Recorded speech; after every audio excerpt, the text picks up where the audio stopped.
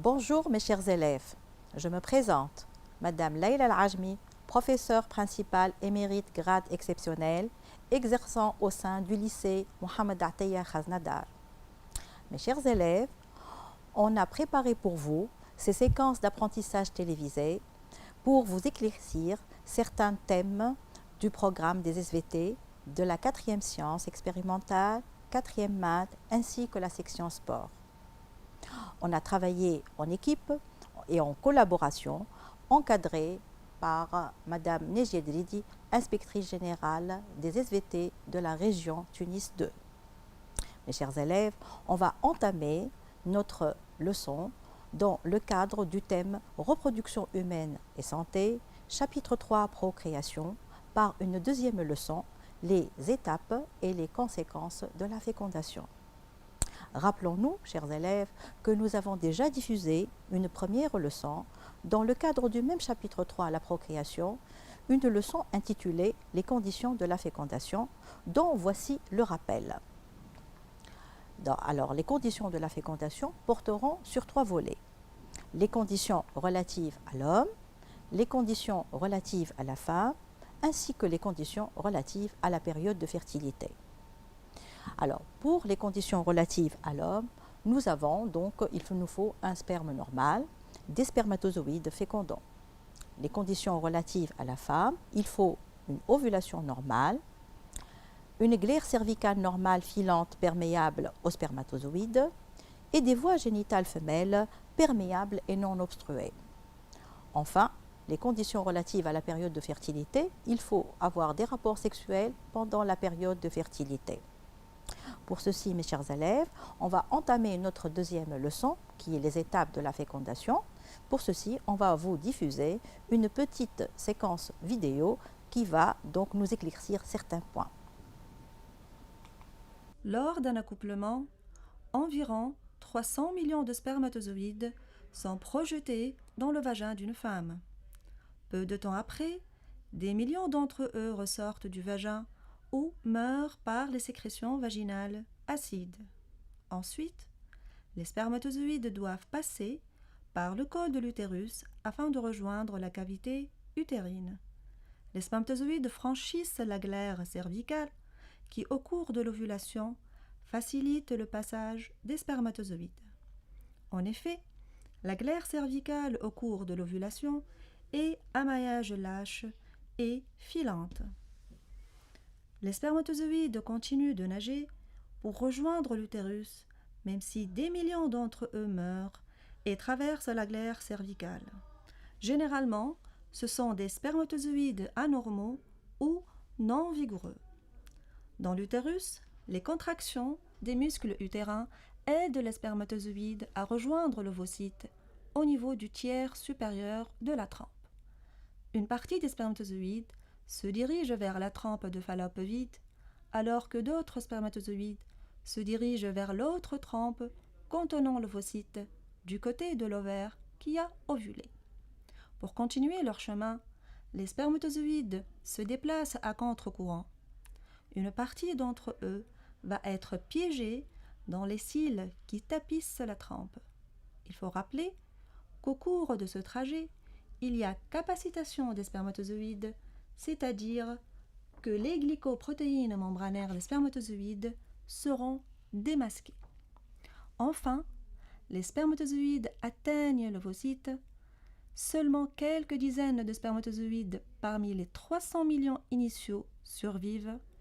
Il va y avoir alors rencontre entre les gamètes mâles et femelles, qui est un ovocyte 2 entouré d'une couche de cellules folliculaires, la corona radiata. Mes chers élèves, cette séquence vidéo nous a montré le parcours des spermatozoïdes le long de l'appareil génital de la femme jusqu'à arriver au tiers supérieur de la trempe où il va rencontrer le gamète femelle ou ovocyte 2. Voici une interprétation schématique de ce parcours. Alors, voici une coupe longitudinale de l'appareil génital de la femme. Donc, au cours de l'accouplement, le sperme est projeté dans le vagin de la femme. Il va traverser le col de l'utérus où va se réaliser la capacitation Puis, il va y avoir la rencontre des spermatozoïdes avec l'ovocyte 2 au niveau du tiers supérieur de la trempe où une éventuelle fécondation peut avoir lieu. Donc, la fécondation est une union du gamète mâle avec le gamète femelle pour aboutir à une cellule œuf. Donc, le problème qui va se poser, comment se déroule la fécondation et quelles sont ses conséquences. Donc, le plan de notre leçon, ça sera le déroulement de la fécondation, les conséquences de la fécondation et une évaluation formative. Commençons par notre première partie, le déroulement de la fécondation. Alors, on va commencer par une activité. Les photos A, B, C, D, E, F, G, H et I représentent des figures désordonnées de la fécondation. Retrouvons l'ordre chronologique des événements illustrés par ces photos, proposons un titre aux figures ED, GA et FC. Alors, commençons par répondre à la première consigne, retrouvons l'ordre chronologique de ces événements. Alors, on va commencer bien sûr par la figure I et la figure B, parce que la figure I représente les gamètes mâles, c'est-à-dire les spermatozoïdes, alors que la figure B représente le gamète femelle, ou ovocyte 2 bloqué en métaphase 2. Donc, les gamètes mâles, comme on l'a vu dans la séquence animée, nous avons vu que les spermatozoïdes vont se rencontrer avec le gamète femelle. Donc, cette rencontre va être illustrée par la figure E. Le gamète femelle possède des enveloppes, à savoir les cellules folliculaires et la zone pellucide. Donc, le spermatozoïde doit les traverser. Elle a été représentée, cette étape, par la figure D. Ensuite, le spermatozoïde doit pénétrer le gamète femelle, c'est-à-dire il doit pénétrer la membrane plasmique de l'ovocyte. Donc, ça va être représenté par la figure G et la figure A. Et enfin, on va avoir une fusion des noyaux gamétiques mâles et femelles qui va être représentée par les figures F et C. Donc, notre ordre chronologique, comme le montre cette activité, c'est E, D, G, A, F et C. Passons maintenant à la deuxième consigne. Alors maintenant, on va proposer un titre aux figures ED ensemble, aux figures GA ensemble, ensuite aux figures FC. Alors, les figures ED, comme je l'ai expliqué ultérieurement, c'est la rencontre des gamètes, piégeage des spermatozoïdes et bien sûr la traversée de la zone pellucide. Ensuite, la pénétration d'un spermatozoïde, ça va entraîner l'activation du gamète femelle qui est l'ovocyte 2. Et enfin, on a la fusion des noyaux gamétiques mâles et femelles. Donc, à partir de ceci, la fécondation est un phénomène continu qui se déroule en 3 principales étapes. Alors, à savoir, cette première étape, la rencontre des gamètes, piégeage des spermatozoïdes et traversée de la zone pellucide, que l'on va la symboliser par l'étape A. Ensuite, la seconde étape, qui est la pénétration des spermatozoïdes, l'activation de l'ovocyte 2, qui est l'étape B. Et enfin, l'étape C. Comme vous avez compris, on va commencer par éclaircir l'étape A correctement au cours des séquences suivantes. On va commencer par la rencontre des gamètes. Donc, on voit dans cette séquence animée que l'ovocyte 2 est entouré par des cellules folliculaires et que les spermatozoïdes donc, vont arriver jusqu'à cet ovocyte 2. Ils vont essayer donc de traverser ces cellules folliculaires. Alors, on va vous montrer maintenant une interprétation schématique de cette séquence animée. Donc, légendant l'interprétation schématique d'une étape de la fécondation. Alors, la flèche numéro 1, elle va représenter les cellules folliculaires. La flèche 2, c'est un spermatozoïde. La flèche 3, c'est le premier globule polaire. Flèche 4, espace péri-ovocytaire. 5, ce sont des chromosomes. Mais le plus important, c'est que ces chromosomes sont bloqués en métaphase 2, puisqu'on observe ici qu'ils sont disposés sur la plaque équatoriale. Enfin, 6 zones pellucides et 7 les granules corticaux. Décrivons maintenant cette étape de la fécondation. Alors, pendant cette étape de la fécondation, et comme la séquence animée le montre, il y a eu rencontre des gamètes et piégeage des spermatozoïdes par rétraction des cellules folliculaires. Alors, donc, cette rencontre des gamètes est suivie par beaucoup de phénomènes et on va éclaircir correctement ce piégeage des spermatozoïdes par cette séquence animée. Alors, on regarde ici que le spermatozoïde est en train donc de se frayer un chemin entre les cellules folliculaires pour arriver jusqu'à la zone pellucide. Mes chers élèves, après piégeage des spermatozoïdes, il va y avoir reconnaissance entre les gamètes. Cette activité va nous permettre d'éclaircir comment se fait cette reconnaissance entre les gamètes.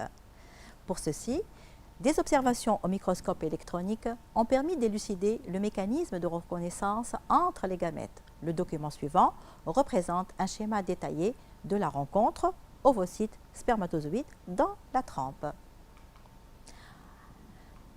Identifions les éléments X et Y ainsi que les structures numérotées de 1 à 6.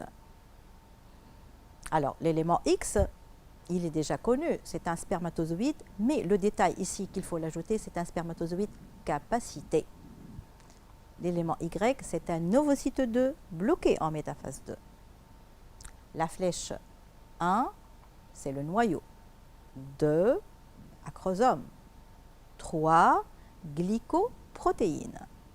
4, récepteur membranaire, bien sûr, de l'ovocyte 2. 5, nous reconnaissons ici la zone pellucide. Et enfin, les granules corticaux. Décrivons les interactions entre les gamètes. Alors, nous constatons ici que, au contact de la zone pellucide, les spermatozoïdes, grâce à leurs glycoprotéines, se fixent sur des récepteurs protéiques situés à la surface de la zone pellucide de l'ovocyte, induisant ainsi une reconnaissance spécifique entre le spermatozoïde et l'ovocyte 2 appartenant à la même espèce. Passons maintenant à la réaction acrosomique. Une fois que le spermatozoïde va arriver au contact avec l'ovocyte 2, son acrosome va réagir. Donc, on va voir ici l'acrosome qui libère les enzymes ainsi que la zone pellucide de l'ovocyte 2. On va faire maintenant une interprétation schématique de la réaction acrosomique grâce à cette activité. Après la reconnaissance entre les gamètes, le spermatozoïde doit franchir un obstacle qui est la zone pellucide, expliquant la traversée de la zone pellucide par le spermatozoïde. Alors, grâce à l'action des enzymes libérées par l'acrosome et sous la poussée de son flagelle, un spermatozoïde perfore la zone pellucide et arrive au contact de la membrane plasmique de l'ovocyte, où sont libérées, comme vous voyez dans la diapo, les enzymes libérées par l'acrosome. On va passer maintenant à une autre étape. Donc, je vais rappeler par cette diapo, on a déjà terminé l'étape A. Ensuite, on va entamer maintenant l'étape B. Bien sûr, l'étape C, on va l'étudier ultérieurement. Alors, l'étape AB, qu'on va commencer bien sûr par la pénétration du spermatozoïde. Je vous rappelle que le spermatozoïde est au contact de la membrane de l'ovocyte. Il a déjà traversé la zone pellucide, il est donc dans l'espace péri-ovocytaire et au contact avec la membrane de l'ovocyte.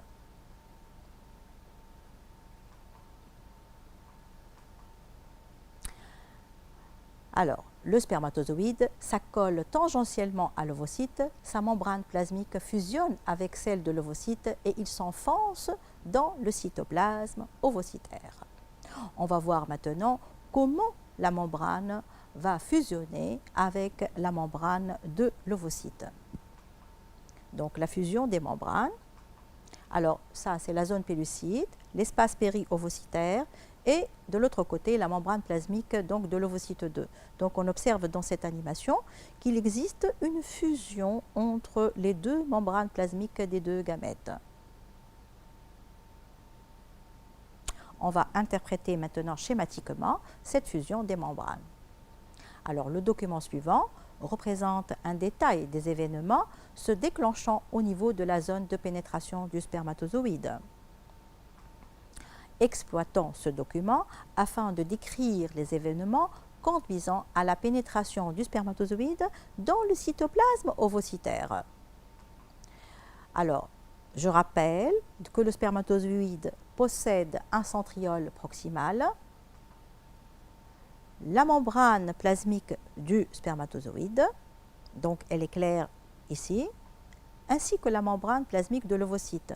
Nous constatons qu'il y a eu fusion entre les deux membranes afin que le noyau et le centriole proximal progressent dans le cytoplasme de l'ovocyte et comme ça va conduire à la pénétration du spermatozoïde dans le cytoplasme ovocytaire. On va passer maintenant à une autre réaction, la réaction corticale, c'est-à-dire une réaction qui va être subie par les granules corticaux de l'ovocyte 2. Donc nous remarquons ici qu'il y a libération des enzymes des granules corticaux et on voit aussi ici les spermatozoïdes qui vont donc essayer de pénétrer dans l'espace péri-ovocytaire ici. Alors, l'interprétation schématique, la pénétration d'un spermatozoïde donc, déclenche un ensemble de transformations cytologiques. Donnons une légende à cette interprétation schématique. Donc, on voit ici les granules corticaux, les enzymes libérées par les granules corticaux, l'espace péri-ovocytaire où sont déversées ces enzymes, ainsi que la zone pellucide. Bien sûr, on voit ici que les récepteurs restants qui sont localisés sur la zone pellucide sont devenus dégradés. Décrivons maintenant les transformations cytologiques déclenchées par la pénétration du spermatozoïde dans le cytoplasme ovocytaire. Les granules corticaux déversent leur contenu dans l'espace péri-ovocytaire par exocytose, donc des enzymes. Ces enzymes vont hydrolyser les récepteurs situés dans la zone pellucide. Celle-ci devient imperméable à d'autres spermatozoïdes, ce qui assure la monospermie. Cette monospermie est équivalente donc à un blocage de la polyspermie. Donc, je vais vous montrer maintenant une séquence animée qui va nous montrer comment les spermatozoïdes ne peuvent plus pénétrer. La zone pellucide, elle est devenue imperméable à d'autres spermatozoïdes. Donc, c'est le blocage de la polyspermie.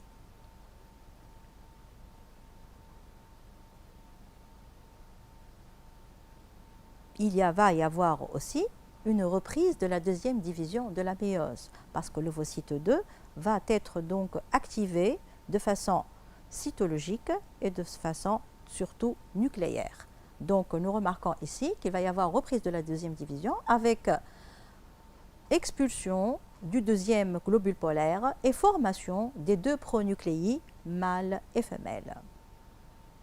Mes chers élèves, on va interpréter schématiquement cette reprise de la deuxième division de la méiose. Le document suivant représente la succession des transformations nucléaires suite à la pénétration du spermatozoïde.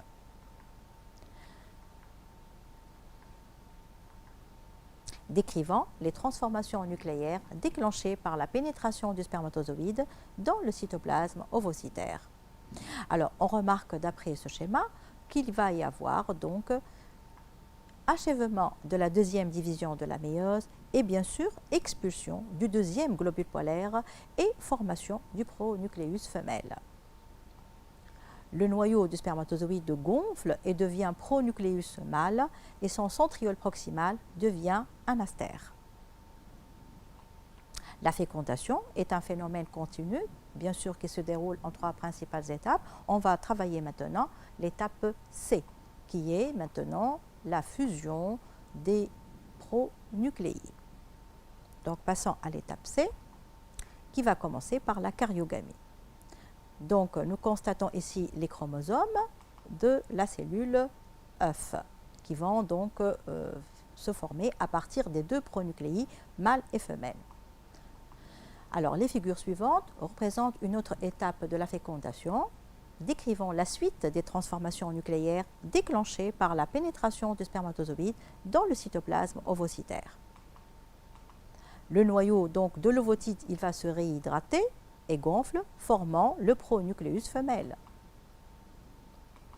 Les 2 pronucléi se rapprochent l'un de l'autre vers le centre de l'ovule. Ensuite, il va y avoir donc des synthèses d'ADN préparant la division qui s'effectue, puis les enveloppes des 2 pronucléi se rompent et les chromosomes paternels et maternels s'unissent, c'est la karyogamie. Et les chromosomes vont s'unir au niveau de la plaque équatoriale et ça sera une première étape de la première mitose de la cellule œuf qui est la métaphase. Exploitons les données précédentes afin de récapituler les transformations cytologiques et nucléaires subies par l'ovocyte 2 suite à la pénétration du spermatozoïde dans le cytoplasme ovocytaire. Donc on va avoir 2 types de transformations, des transformations cytologiques et des transformations tout à l'heure nucléaires. On va commencer par la première transformation cytologique, c'est que les granules corticaux déversent leur contenu qui va hydrolyser les récepteurs des spermatozoïdes situés dans la zone pellucide. Ensuite, il va y avoir synthèse des protéines à partir des réserves cytoplasmiques. Maintenant, on va étudier les transformations nucléaires et qui sont plus nombreuses que les transformations cytologiques, à savoir l'achèvement bien sûr de la deuxième division de la méiose et expulsion du 2e globule polaire, synthèse d'ADN par réplication et duplication des chromosomes dans chacun des 2 noyaux gamétiques qui gonflent, rapprochement des 2 pronucléi, formation d'un astère à partir du centriole, puis l'astère se dédouble, et enfin fusion des 2 pronucléi ou karyogamie. Les étapes de la fécondation, maintenant, on va les récapituler ensemble. Donc, la première étape, c'est la rencontre des gamètes, piégeage des spermatozoïdes et la traversée, bien sûr, de la zone pellucide. Donc, ensuite, le noyau de l'ovocyte poursuit sa division et le contenu des granules corticaux rend impossible la pénétration d'autres spermatozoïdes. Elle sera suivie par une émission du 2e globule polaire et la formation des pronucléi mâles et femelles, puis fusion des pronucléi mâles et femelles ou karyogamie, qui va nous donner enfin une cellule œuf qui va commencer la métaphase de la première mitose. Mes chers élèves, maintenant, on va déterminer les conséquences de cette fécondation. Alors, on va commencer cette séquence par une activité. Le document suivant représente des figures simplifiées de 3 cellules sexuelles en division au cours de la fécondation. Alors, figure A, B et C, ainsi que D, identifiant les cellules A, B, C et D. À partir de l'exploitation de ce document, déduisons une conséquence de la fécondation. Commençons par la première consigne. On doit identifier donc les cellules A, B, C et D. Donc la cellule A, c'est un ovocyte 2 bloqué en métaphase 2. On peut le déterminer grâce aux chromosomes qui sont placés sur le plan équatorial. La figure B, on remarque qu'il y a des chromosomes vers les 2 pôles de la cellule. Donc c'est un ovocyte 2 en anaphase 2. Ça ne peut être que l'anaphase 2 puisque la précédente est une métaphase 2. Enfin, la cellule C, c'est un ovocyte accompagné d'une petite cellule qui n'a pas beaucoup de cytoplasme et qui est appelée le 2e globule polaire. Donc la cellule D, c'est le 2e globule polaire. À partir de l'exploitation de ce document, déduisons alors une conséquence de la fécondation. Donc, il va y avoir une reprise de l'activité cellulaire par la synthèse des protéines à partir des réserves cytoplasmiques et une reprise de la méiose grâce à l'achèvement de la 2e division de la méiose et l'émission du deuxième globule polaire. Donc la conséquence de la fécondation déterminée par cette activité est la suivante. La conséquence de la fécondation ici, c'est l'activation de l'ovocyte. Alors, les photos suivantes représentent quelques étapes de la fécondation. À partir de la pénétration du spermatozoïde dans un gamète femelle jusqu'à l'obtention d'une cellule œuf. Les voici. Déterminant le nombre de chromosomes de ces cellules afin de préciser une autre conséquence de la fécondation. Donc, on observe ici un gamète femelle qui possède N chromosomes dupliqués. N chromosomes dupliqués, c'est-à-dire N chromosomes à 2 chromatides. Le gamète mâle, lui, par contre, il va avoir N chromosomes simples, c'est-à-dire il possède N chromosomes à 1 chromatide seulement. Le pronucléus femelle, lui, il va avoir N dupliqués, comme le pronucléus mâle. C'est-à-dire que le spermatozoïde qui avait N chromosomes simples va subir une duplication de ces chromosomes pour avoir N chromosomes dupliqués. La cellule œuf, donc elle va réunir les N chromosomes dupliqués maternels et les N chromosomes dupliqués paternels pour avoir 2 N chromosomes dupliqués. Donc la conséquence de la fécondation ici, c'est le rétablissement de la diploïdie. Je rappelle que la fécondation réunit au hasard 2 cellules ayant des lots haploïdes de chromosomes pour former une cellule œuf diploïde. Le rétablissement donc de la diploïdie est une conséquence de la fécondation. Passons, mes chers élèves, maintenant à une autre activité. Alors, sachant que le karyotype du spermatozoïde comporte N chromosomes simples, mais le pronucléus mâle en possède N chromosomes dupliqués comme le pronucléus femelle. On a ici donc N chromosomes simples au niveau du karyotype d'un spermatozoïde, une chromatide pour chaque chromosome.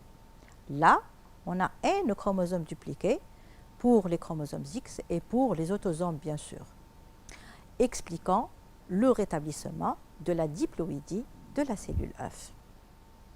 Et ensuite, déduisant une conséquence de la fécondation.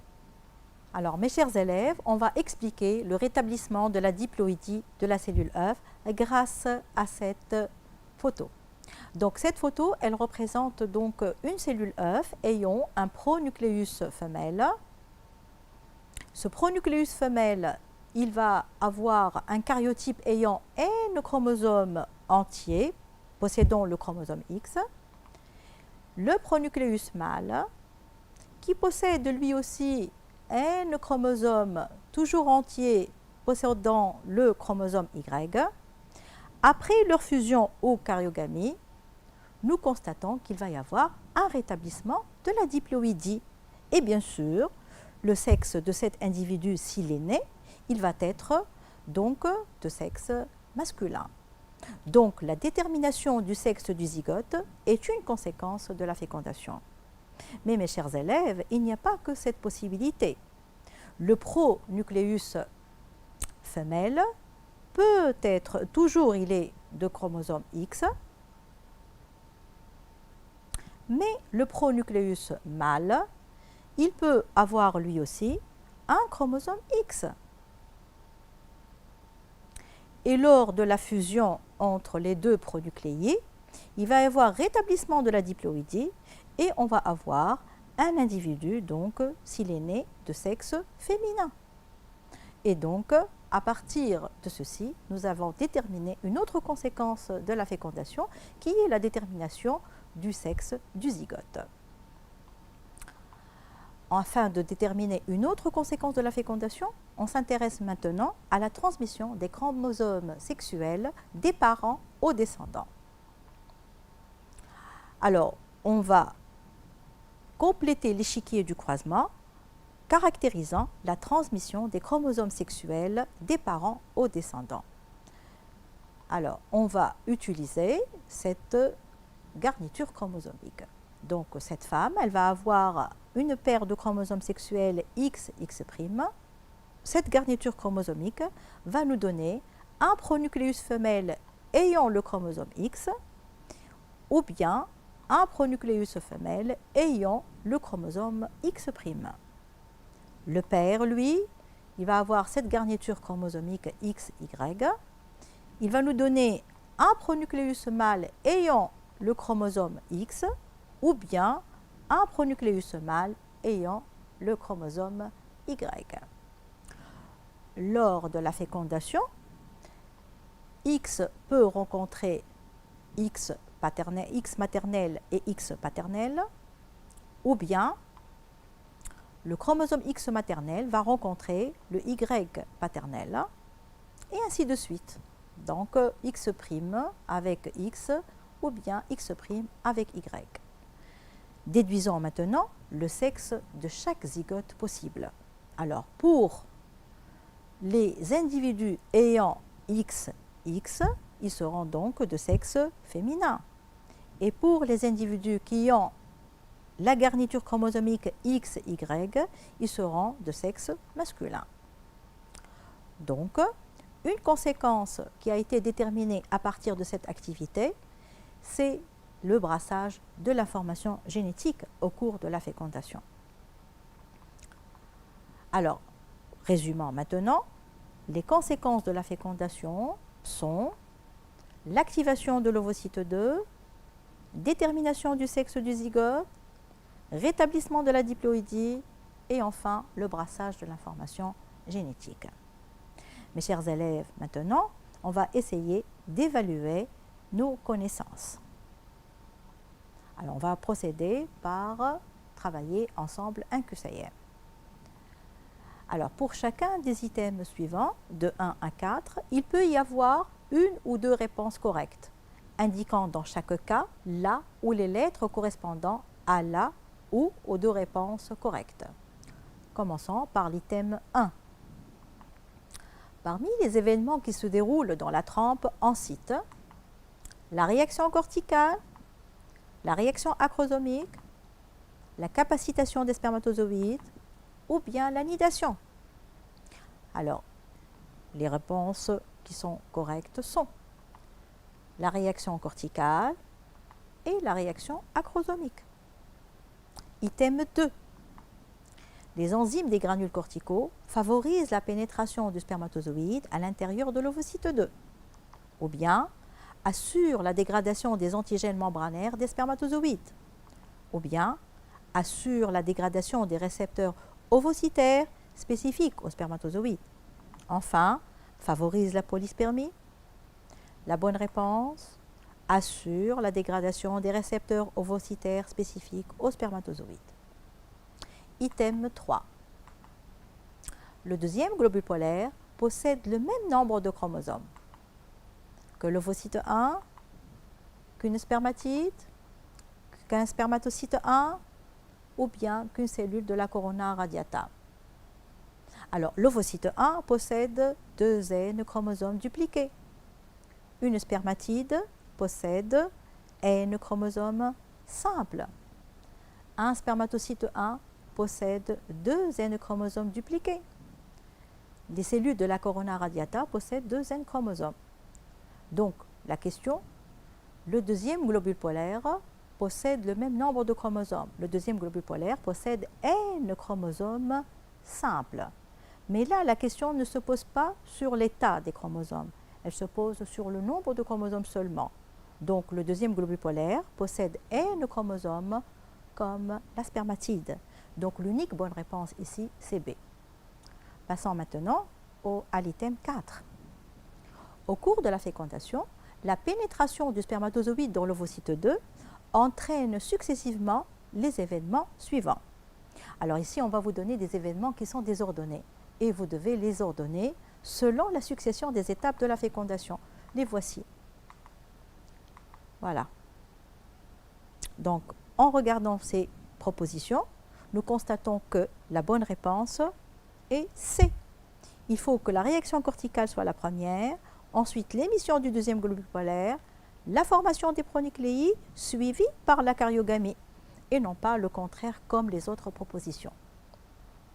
Mes chers élèves, maintenant, on va passer à un autre type d'évaluation. Alors, les documents 1, 2 et 3 représentent les structures schématiques d'un spermatozoïde, d'un massif cellulaire renfermant l'ovocyte 2 au moment de l'ovulation et d'une étape de la fécondation. À noter les documents 1, 2 et 3. Puis, mettre en relation les particularités des structures représentées par les documents 1 et 2 en rapport avec leurs fonctions pour assurer la formation de la structure représentée par le document 3. Alors, commençons par la première question. À noter les documents 1, 2 et 3. Donc, nous avons ici 1, c'est l'acrosome, 2, c'est le noyau, 3, mitochondries, 4, la queue, 5 chromosomes bloqués en métaphase 2. Il ne faut jamais oublier la précision en métaphase 2.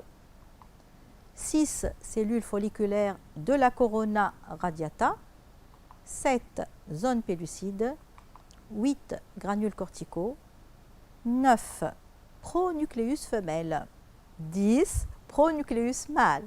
Ce pronucléus mâle est toujours en contact avec son astère. C'est comme ça qu'on peut le différencier du pronucléus femelle. Passons maintenant, mes chers élèves, à la deuxième question. La deuxième question, c'est écrit qu'il faut trouver une relation entre les structures du document 1 et du document 2 en rapport avec leurs fonctions pour assurer la formation de l'ovule ou de l'ovocyte. Alors, les caractéristiques cytologiques permettant aux gamètes mâles et femelles d'assurer la formation de l'ovule représenté par le document 3 sont. Alors, j'ai préparé un tableau pour répondre à cette question. Dans ce tableau, on va marquer le document 1 qui est le spermatozoïde, on va marquer le document 2 ensuite qui est l'ovocyte 2 et à chaque fois, on va déterminer les structures, donner leurs fonctions et ensuite chercher ces fonctions, comment ils ont assuré la formation de l'ovule.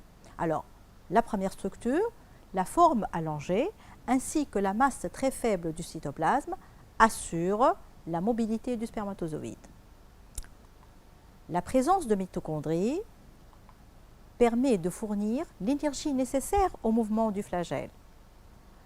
La mobilité du spermatozoïde ainsi que l'énergie nécessaire au mouvement du flagelle permettent la propulsion du gamète mâle pour atteindre la zone pellucide du gamète femelle.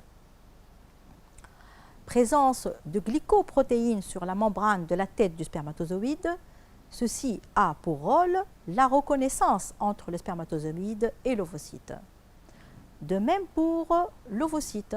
L'ovocyte aussi, il présente des récepteurs au niveau de sa zone pellucide.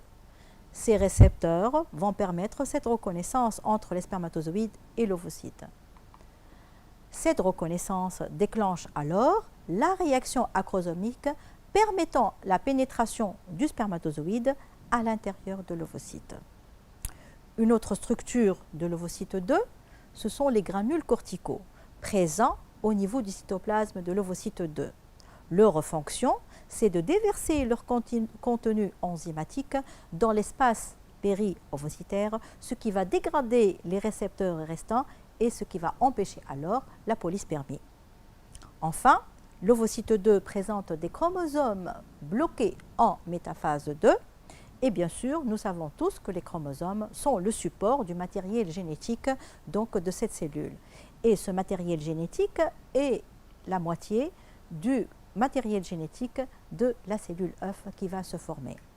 Donc, l'ovocyte 2, après la pénétration du spermatozoïde grâce à la réaction acrosomique, il va achever sa méiose pour expulser le deuxième globule polaire et les noyaux de l'ovocyte ensuite et du spermatozoïde évoluent en pronucléi pour faire la karyogamie.